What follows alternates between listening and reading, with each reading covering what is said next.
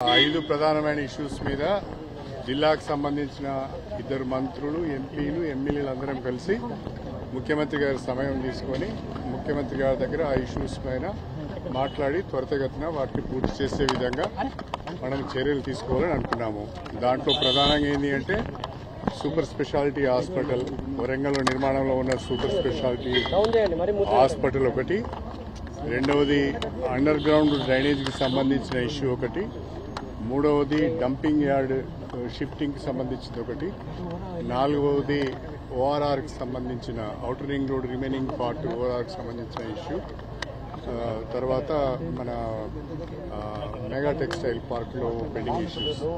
ఈ 5 ఇష్యూస్ మీద ముఖ్యమంత్రి గారిని కలవాలి. 12 మంది ఎమ్మెల్యేలు, 2 ఎంపీలు అంటే 2 మంత్రులు, 2 ఎంపీలు, ఆల్ ఎమ్మెల్యేస్, ఇతర రిప్రజెంటేటివ్స్ అందరూ కూడా కలిసి ముఖ్యమంత్రి గారికి నివేదించి జిల్లా అభివృద్ధి పైన మనం ఫోకస్ చేయాలి. ఈ చిన్న చిన్న అనవసరమైన అభిప్రాయ భేదాలతోని మన జిల్లా అభివృద్ధి కూడా కుంటుపడుతున్నది. మనం ఆ దిశగా ప్రయత్నం చేయాలని కూడా అనుకున్నాం. Okay, thank you.